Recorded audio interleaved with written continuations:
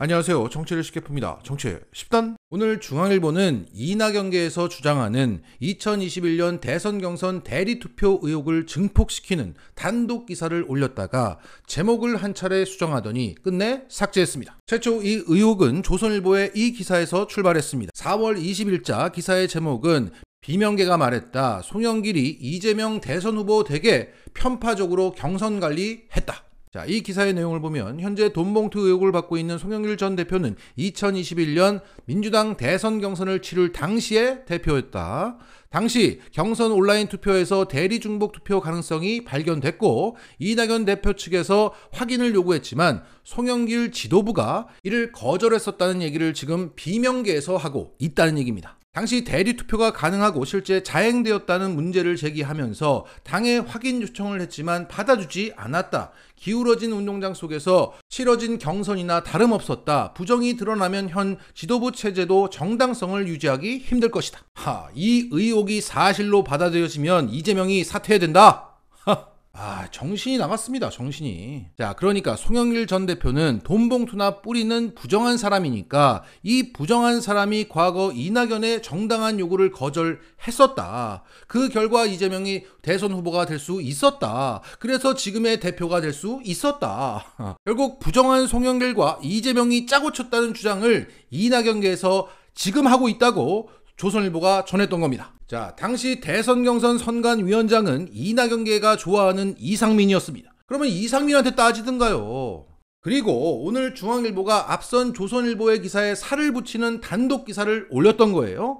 최초에는 이재명을 뽑은 민주당 대선 경선에서 대리투표가 있었다. 관리업체가 시인했다. 이렇게 나갔었는데 대리투표가 가능했다로 제목이 한번 수정되더니 끝내 삭제된 겁니다. 그리고 이후 기다렸다는 듯이 국힘에서 관련 성명이 나왔습니다. 이것은 중앙일보 기사가 삭제된 다음에 또 삭제됐습니다. 자, 중앙일보에서 새롭게 제기하고 있는 내용은 이겁니다. 당시 경선을 관리했던 업체가 대리투표를 못 막았다라고 시인했다는 겁니다. 그러니까 내용은 지금 시인한 게 아니라 당시에 시인했다는 거예요. 당시에 문제 제기를 했을 때 설명회가 열렸고 그 설명회 당시에 그럴 가능성이 있는 것을 시인했다는 것을 지금 전한 겁니다. 지금 누가? 이낙연계가. 그리고 지금 돈봉투 파문의 주역인 이정근이가 온라인 경선을 당시 관장했었는데 대리 투표 의혹을 추궁하는 이낙연 후보 측의 전화를 여러 번 기피해 논란을 무마하려 했다. 자, 그러니까 전체 선거관리위원장은 이상민이었는데 온라인 쪽은 이정근이가 맡았으니 이상민은 책임이 중하지 않고 이정근이 죽일 놈이다. 그런데 이정근은 송영길 사람이다. 결국 이건 송영길이 막은 것이다 라는 소리예요. 그러면서 당시 이낙연 캠프 핵심 관계자 당시 선거인단의 주민등록번호와 인증번호를 알면 동일 휴대전화에서 여러 명이 투표할 수 있게 되어 있었다. 이렇게 미주알고주알 얘기를 하면서 대리투표 가능성을 언급했던 겁니다. 그리고 앞서 그 경선관리업체 대표의 말도 그럴 가능성이 있다고 말한 거지 그랬다는 게 아닙니다. 이 제목이 대리투표가 있었다라고 단정적으로 얘기하다가 대리투표가 가능했다로 바뀐 이유가 그럴 만한 근거가 없었던 겁니다. 결국 선거 관리에 구멍이 있었다 정도인데 그 구멍을 이용했다라는 식으로 뻥튀기 하다가 근거가 부족하니까 제목 바꾸다가 끝내 삭제한 겁니다. 자, 이게 뭐냐? 조선일보와 중앙일보는 송영길과 이정근의 돈봉투 의혹을 계속 이어가고 싶고 현재 이낙연계는 이 틈을 타서 이정근 타고 송영길 타서 이재명을 끌어내리고 싶은 겁니다. 지금 이 두 세력이 합작해서 이 짓을 꾸미다가 일단 멈춘 겁니다. 다시 시도할 겁니다. 진짜 쓰레기들입니다. 진짜. 홍영표 돈봉투 살포 의혹은 이거 어떻게 된 겁니까? 정황 증거가 나왔잖아요. 수사 안 하나? 이런 거 협조하면 막 살려주고 막 그러나?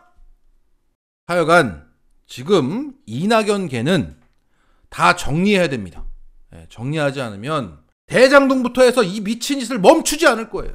자, 그리고 이 과정에서 우리가 또 알 수 있는 것은 이 수박들의 생각입니다. 생각이 뭐냐면 자기가 봤을 때는 이재명이라는 이런 사람을 이렇게 해서 민주당원들이 좋아할 리가 없어. 이것은 최초 첫 단추가 잘못 낀 거야. 그 첫 단추는 2021년 대선 경선이었고 그때 이정근이가 송영길의 지시를 받고 이렇게 한 거야. 야, 이게 무슨 소리냐?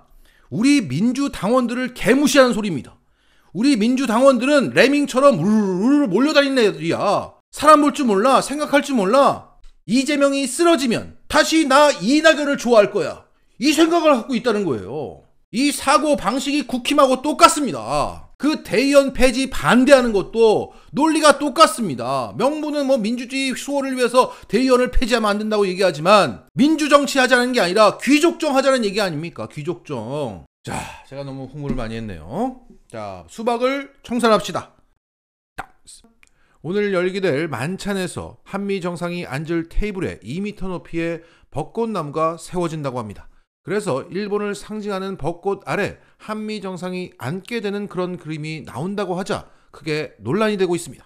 다들 아시겠지만 벚꽃은 우리나라 제주도 왕벚나무가 그 시초입니다. 하지만 이 팩트와는 별도로 벚꽃이 일본을 상징한다는 인식은 저변에 깔려져 있습니다. 더욱이 워싱턴 DC의 벚꽃은 20세기 초 일본이 선물해서 미국 땅으로 건너간 것입니다. 그래서 미국인들은 벚꽃을 일본 꽃이라고 인식하고 있습니다. 그러니까 우리나라 제주도가 시초지만 그게 일본으로 넘어가서 미국 선물이 될 만큼 일본의 상징이 이미 되어 있다는 겁니다. 자, 물론 이 만찬장 세팅과 메뉴 선정에 질 바이든 여사가 관여했고 한국 문화를 적용하기 위해서 신경을 쓴 흔적이 많이 있습니다. 고추장을 바른 크랩 케이크, 갈비찜, 그리고 디저트로 된장 캐러멜이 곁들여진 바나나 스플릿이 만찬 음식으로 나오고 태극문양, 단청, 수묵화에서 영감을 받은 디자인이 이 만찬장 세팅의 기본이 되고 있습니다. 그런데 저 벚꽃이 매우 거슬리는 건 어쩔 수 없습니다. 가장 주목되는 곳에 2m짜리 일본의 상징이 서 있는 것 같아 매우 불편합니다. 그리고 앞선 영상에서 말씀드렸다시피 만찬 공연장에서 3명의 가수가 나오는데 백인, 흑인, 아시안계가 한 명씩 선정되었습니다. 그런데 아시안계가 한인이 아니라 필리핀입니다. 그것도 필리핀에서 매우 유명한 스타로 필리핀의 상징적인 인물입니다. 이건 무조건 한인으로 갔었어야죠. 뮤지컬 실력이 있는 한국인들이 넘쳐납니다. 그래서 우리 문화를 배려하고 싶은 마음이 백악관에 있는 것은 알겠는데 거슬리는 대목이 있다. 이것은 정상 간의 일정이나 양국이 사전에 협의를 했을 겁니다. 이런 거 해도 괜찮겠냐? 어때? 라고 물어봤을 거예요. 그리고 이런 불편한 감정은 미국인은 모를 수 있습니다. 그러면 대통령실에서 저 벚꽃 논란이 있을 수 있다. 한국 뮤지컬 가수가 나왔으면 좋겠다라는 의견을 제시했다면 분명 달라졌을 겁니다. 그게 뭐라고 안 해줍니까? 결국 이런 디테일한 부분에서 용산의 무능과 굴욕 외교의 실상이 드러나는 것 같아 창피합니다.